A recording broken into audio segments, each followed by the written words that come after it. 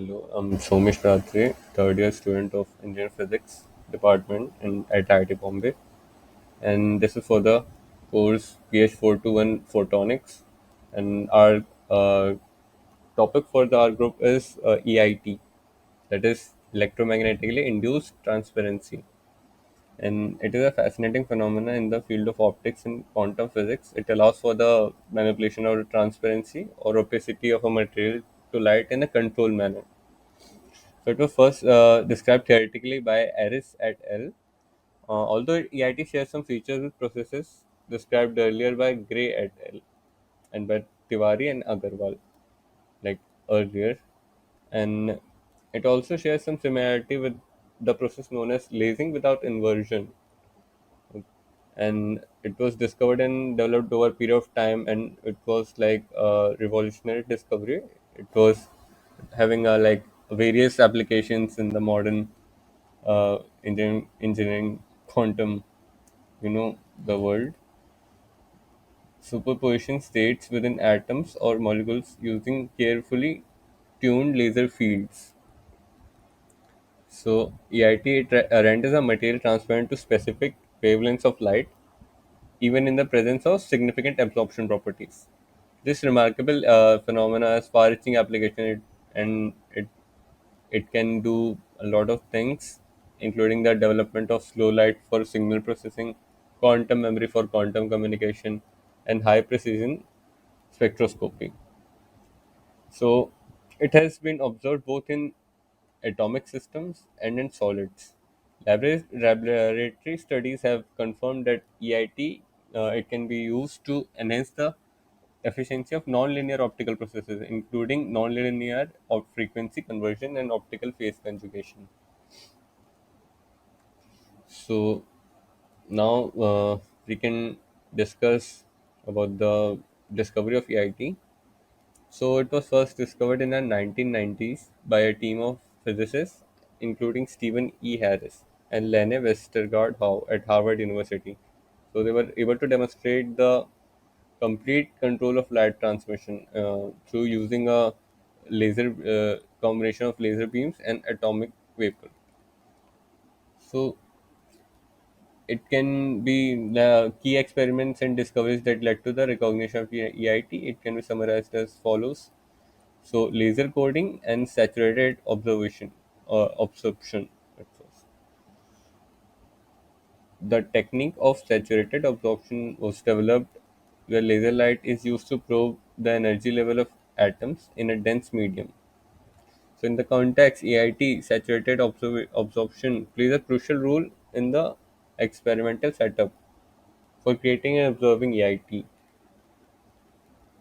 So in EIT experiments, researchers rely on saturated absorption spectroscopy to verify that the control and probe lasers are precisely tuned to create the necessary conditions for EIT. It also helps us stabilize the laser frequencies and serves to confirm the presence of the transparency video. So now two photon resonance can be seen here. This is a photo, and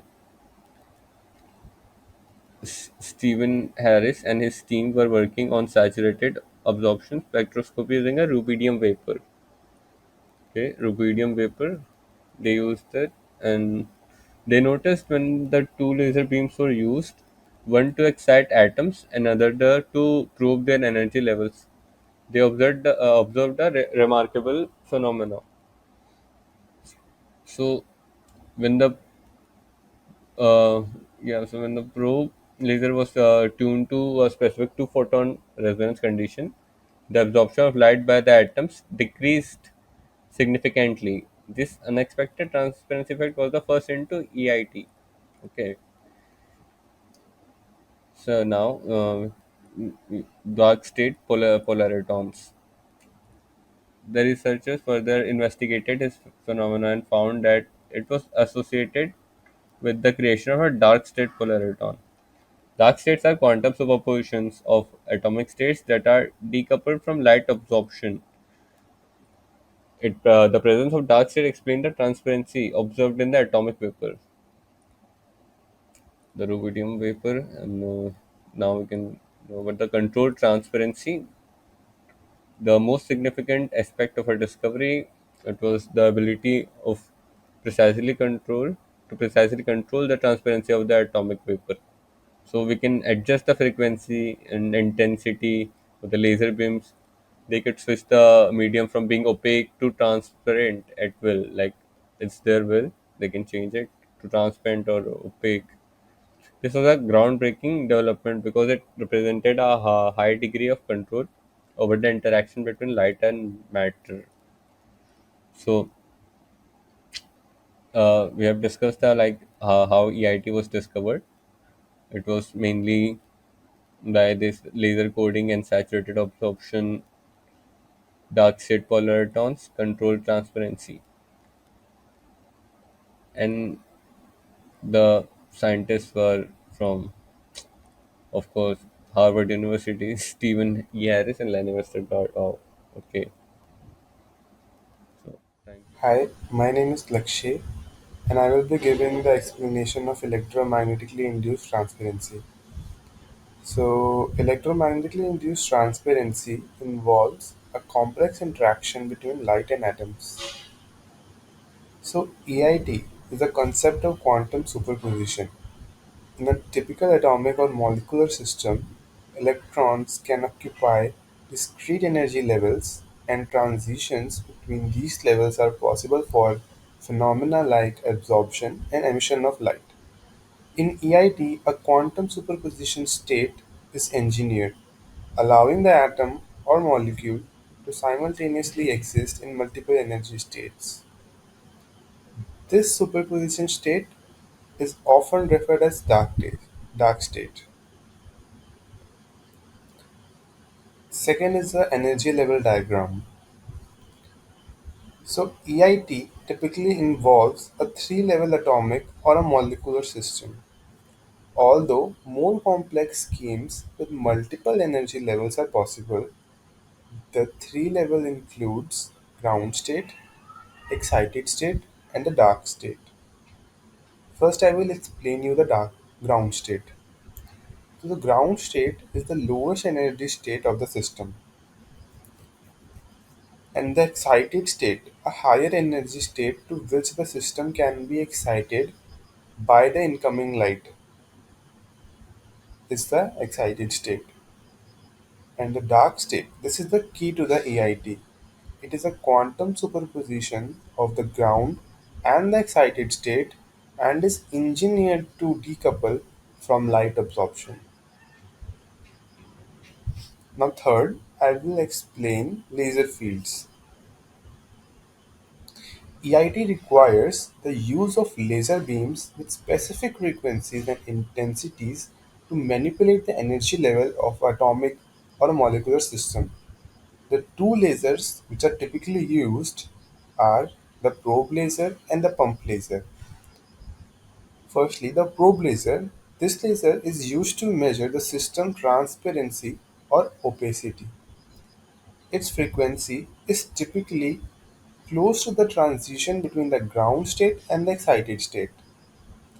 And the pump laser. The pump laser is used to create the quantum superposition state. That's the dark state.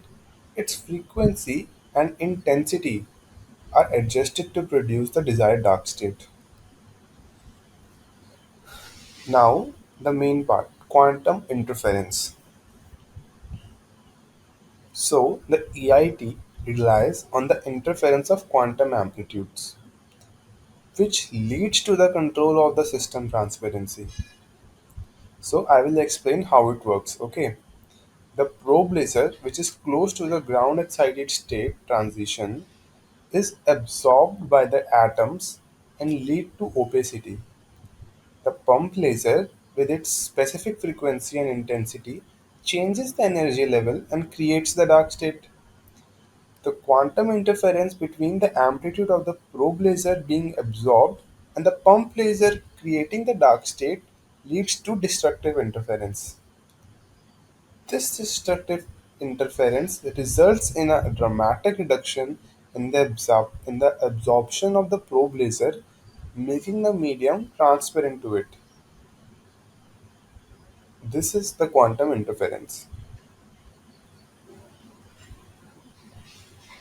So some of the applications are quantum computing and information processing. EIT enables the creation of quantum bits and control quantum operations. It is essential for quantum computing where the qubits are used to perform quantum algorithms. Quantum memory. EIT allows the storage and retrieval of quantum information with high fidelity. This is crucial for quantum communication, including quantum key distribution and long distance quantum networks. Third, enhanced sensing and imaging. EIT based sensors are extremely sensitive to change in their environment. They can be used for highly precise environment of physical quantities like magnetic fields, electric fields, temperature, and even gravitational waves. These sensors are used in scientific research and various industrial applications. Fourth, nonlinear optical effects. EIT can be used to induce strong nonlinear optical effects such as electromagnetically induced transparency solutions. These effects have applications in signal processing and all optical switching. Fifth, gravitational wave detection. EIT is used in the development of high precision interferometers interferometers for detecting gravitational waves such as those employed by the projects like LIGO, Laser Interferometer Gravitational Wave Observatory. Sixth, quantum imaging. EIT can be used for quantum enhanced image technologies, improving the resolution and sensitivity of image devices, particularly in microscopy and medical imaging. EIT uniques ability to control and manipulate the interaction between light and matter has opened up a wide range of applications from revolutionizing quantum technologies to advancing fields like sensing, imaging, and communication. As research in this field continues, it is likely that new applications and innovations will continue to emerge. Further, the mathematical representation will be presented by my friend. Thank you.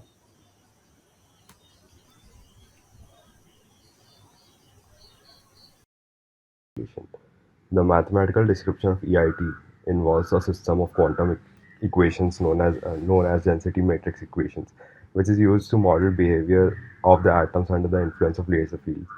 The key equations include optical block equations, which describes the evolution of atomic population and coherences. The exact equation depend on specific atomic energy level, structure, and details of laser fields used in this experiment. So our goal is to treat the some frequency generation processes as shown in the figure and to show how it can be excited more efficiently through the electromagnetic induced transparency techniques.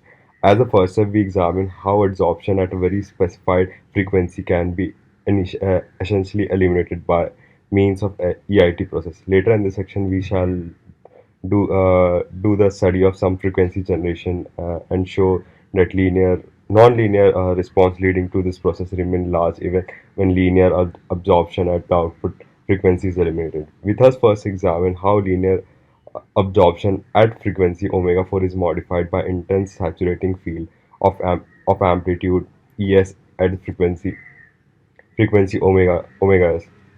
In this figure, the in the okay, you can see in this figure, right? So coming to the part, in the next part,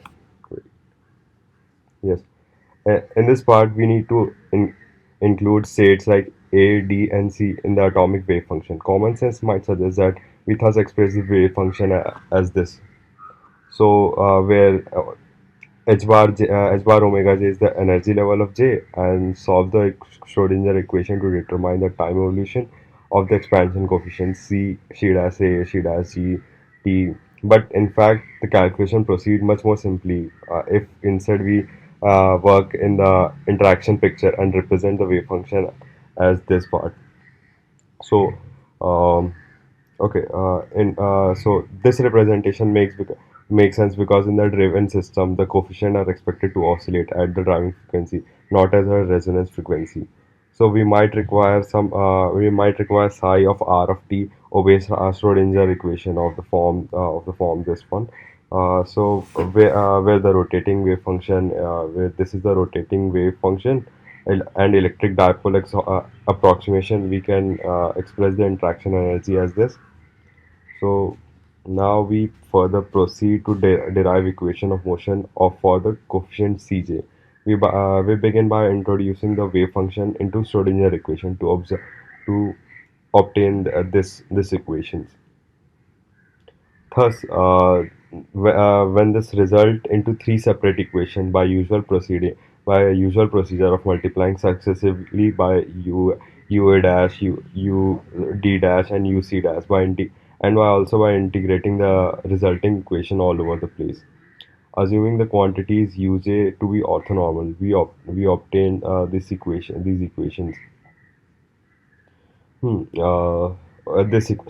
equations. Then, uh, then we introduce the explicit form of the matrix element of V. This part. Okay. Yeah. Then energies are yeah. Uh, then energies are measured related to the ground state point underscored by the presence of these. We measure the energy relative to the ground state by this, and then we introduce this Rabi's frequency, this and this. So and thus our equations become in this form where delta equals to omega 4 minus omega dA and delta equals to omega s minus omega dc. Okay, now, okay, to solve, we want to solve this equation correct. So, or to order all omega s and the lowest order in omega. One might suggest that one can do so by ignoring the first equation, replacing by Ca unity in the second equation. But to proceed more rigorously, we'll perform a formal perturbation expansion in the field amplitude omega. We introduce a strength parameter lambda, which we assume to be real, and we replace omega by lambda omega. We also expand Cj as a power series in lambda as this form. So where j equals to a, c, or d. By introducing this form into each three equation of expression, we obtain this. So we next see that because these equations must be valid for arbitrary values of the parameter lambda, the coefficient of each power of lambda must satisfy the equation separately. In particular, the position of these equations that are independent lambda are given by this form. We might take solution to these equations to be one corresponding to the assumed initial condition, that is this and this. So for all time and for all times. Okay. Then we note the portions of equations that are linear in lambda are given by these forms, these three equations. Then we take solution to the first equation, CA1 equals 0 for all time, and we now drop the superscript 1 on the remaining equation for notation simplicity, because it's kind of hectic to write everything, and thus we need to solve the equations like this. We solve equation algebraically to find this CD equals to omega, this formula.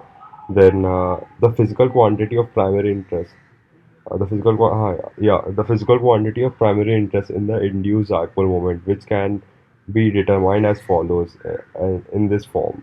Like then we find the dipole moment amplitude, which is given by this, and consequently we find the polarization is given by this equation, which implies that chi effective equals this formula. It is crucial now. Okay, whereas Xi effective and effective linear susceptibility, because it depends on intensity of the omega s field. Now after this we add damping using phenomenological description. We let gamma d and gamma c be the decay rate of the probability amplitudes to be in level of d and e respectively. By examination of these equations, we see that we can model the effects of damping by replacing delta by delta plus I gamma d, and by delta plus I gamma c minus gamma d. Thus this equations will become this, uh, and that the form of xi effective will eventually will become will see like this. Yeah, after we put in these things. Now, then both uh, both fields are turned into exact resonance at delta equals to delta equals 0. Then susceptibility becomes simply in this format. Now, after that, Divya Tripathi will explain. Thank you. We now calculate the response leading to some frequency generation. We will now express the wave function in the traction picture of the some frequency generator, which will be expressed as this. The CA, CB, CC, and CD are conjugate constant, time dependent. The time dependent quantities, and the UA, UB, UC, and UD will be the position dependent quantities. Uh, as before, this wave function must satisfy the Schrodinger equation, so thereby we put the this wave function into the Schrodinger equation, which we can see like this. Then we separate these two equations on the basis by multiplying successfully by UA star UB star, which is the complex conjugate of these uh, po- position functions of the wave function. We now then separate multiply successively, and then we separate this into four equations, which can be seen as this. And we can now represent the matrix element of the interaction Hamiltonian, like the V part, the potential energy part. We can be expressed like this. So then we substitute these values into this, and then we can see, uh, then we can find the detuning factors as delta one, delta two, and the bigger delta. Delta one being omega minus omega BA, delta two being two omega minus omega CA, and bigger delta being omega S minus omega DC. So once we define the introduce the deep tuning factors and take into account these matrix element of the interaction Hamiltonian, we can then put these values into the original equations, which can be seen as, and then original equations can be rewritten like this. This. Now we wish to solve these equations perturbatively in sigma PA and sigma CB, psi sigma omega BA and omega CB, but to all order in omega DC. We first note that consistent with this assumption, we can ignore the equation 56, which will be this equation. Equation 56 altogether as CB is very lesser than CD. So CA can be almost equal to 1. Equation 56 will be this equation. This in this equation, we can see that if CB is very less than CA, then CA will almost be equal to 1.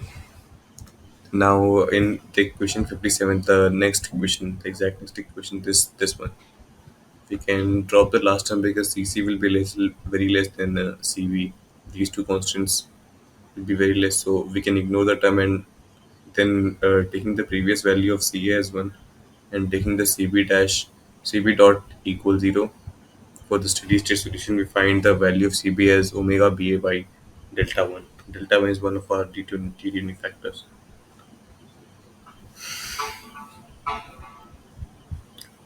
We need to find the simultaneous steady state solution to equation 58 and 59, which would be these two equations, last two equations, 58 and 59. Equation 56 being this, 57 being this.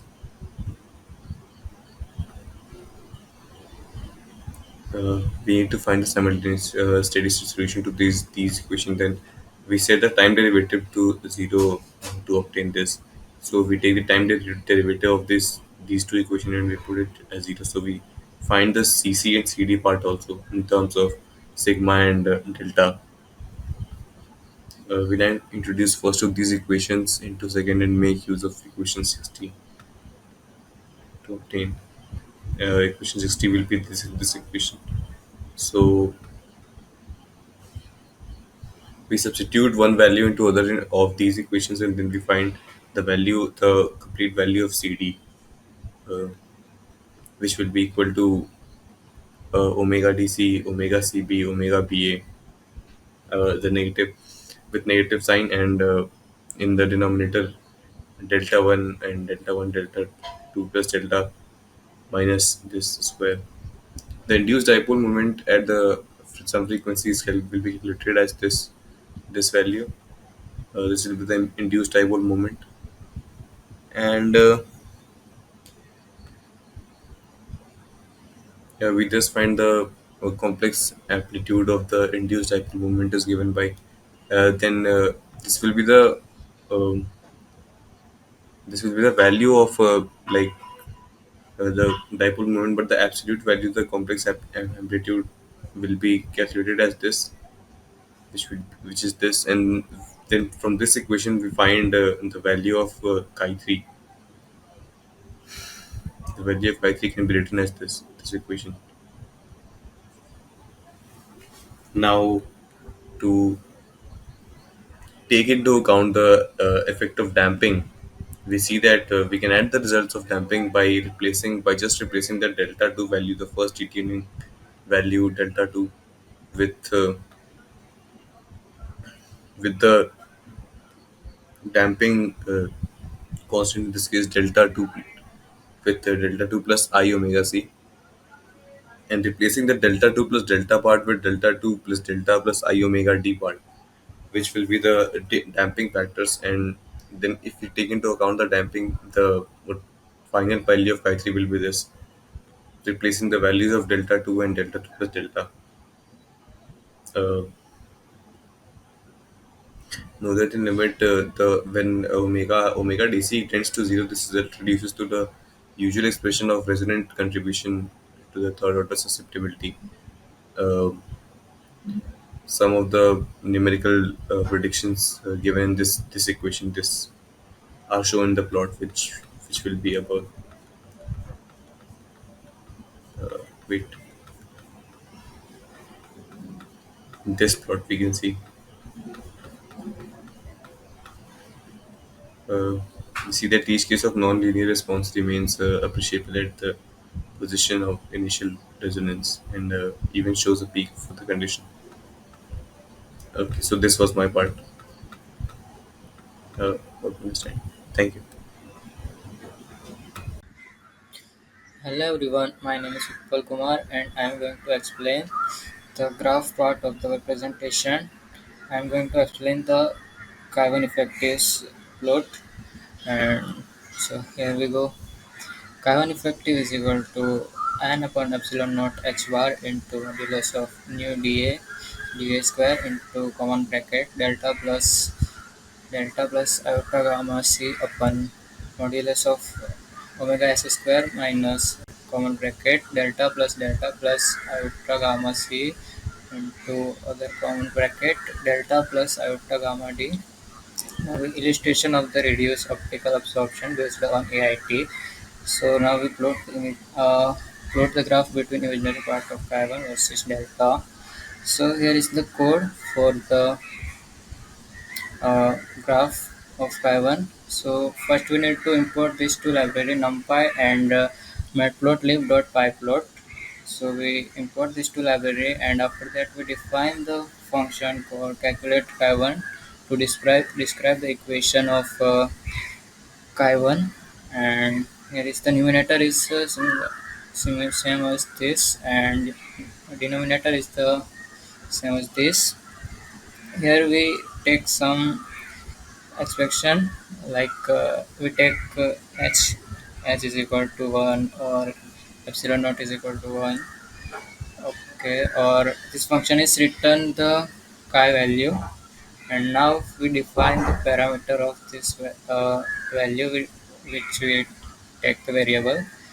Here we take n is equal to 1, new d is equal to 2, and create an array for g value, and we take t is equal to omega s minus omega dc set equal to 0, and ratio of gamma c upon gamma d is set equal to 0.01. So we take gamma c is equal to 0.01 and gamma d is equal to 1, and other variable we define some constant, and after that we calculate the chi1 for each g value here. So here we take two different values. First, for the omega is w is equal to 0 for the comparison case, and after that we define the specific case like w is equal to 5 into iota gamma d. Okay, here we have two values. After that we extract the real and imaginary part for the plot. So for this extraction, we need NumPy library.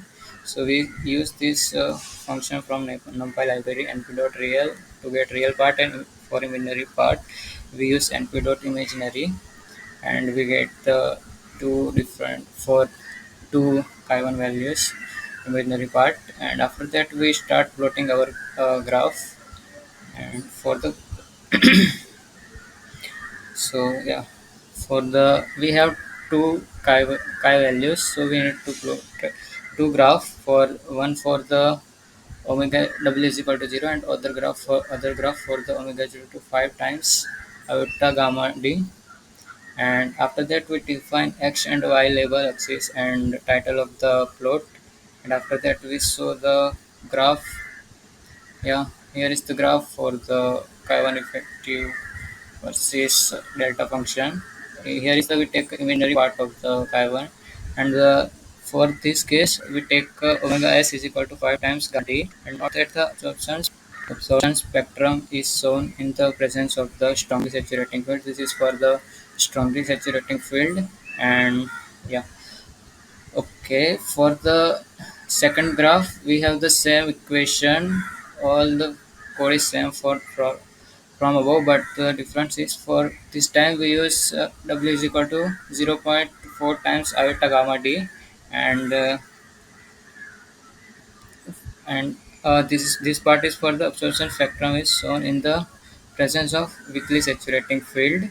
So this time we get a graph like this at the like not separate from center to like near to center. For this graph we use omega s is equal to 0.4 times gamma d, and the absorption spectrum is shown in the presence of weakly saturating field. Note that when both fields are turned to exact resonance, like delta is equal to 0, the susceptibility becomes simply which is purely imaginary. In this case, the absorption experienced by the field at frequency omega 4 can be rendered arbitrarily small by choosing the field omega s is saturating. The nature of modification of the absorption spectrum is illustrated in the above two plot. Here in this two plot, this is for weakly saturating, and this is for strongly saturating field. Okay, in the first plot we see that in the presence of strongly saturating field, the absorption filter split into two components, with each component separated from the center of the further by the Rabi frequency modulus omega s associated with the strong field. So here we see that this is split into two parts from the center, center, and for the second plot, we see that in the presence of weakly saturating field, a pronounced dip is induced in the absorption profile.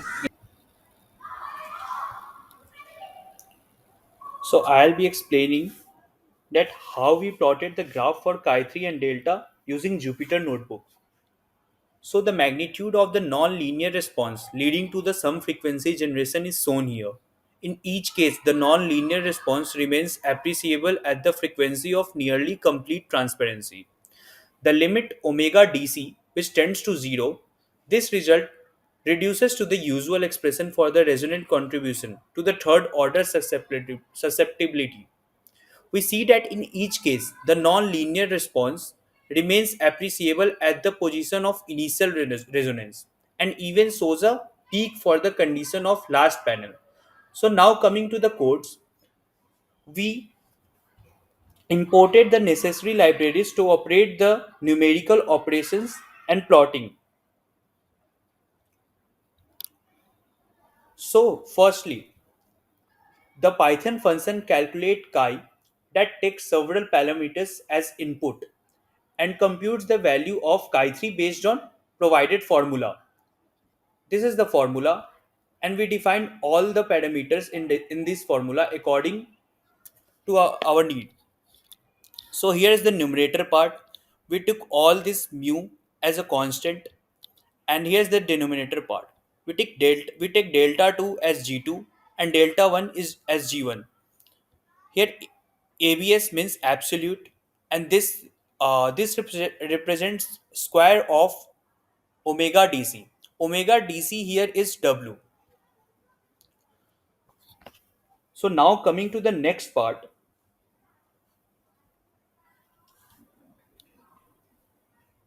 So now the function calculates the numerator and denominator according to the formula. So after calculating, we see that there are two sets of omega to be calculated. The first one, calculate chi. Here we take omega equals to 0. So the g value here is 0.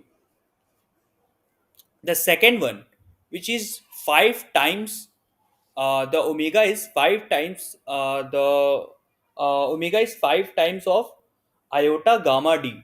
Here iota gamma d is ivd. So we took ivds as 1, and it's 5 times the omega is 5 times the ivd, so it's 5. So as we move further, we see that in the next line we extract the real and imaginary parts of chi3 values, and so we have to calculate the absolute value. As So we calculated the absolute value of the function, and we plotted the graph accordingly. Here is the graph of chi3, which is absolute value of chi3 versus g. So now we have to calculate the graph. We have to plot the graph with omega equals 0.4 times of iota gamma d. So all the codes are same, but here is one difference. We can see here. Here is one difference. We took 0 0.4 instead of 5 because we have to calculate 0 0.4 times of iota gamma d.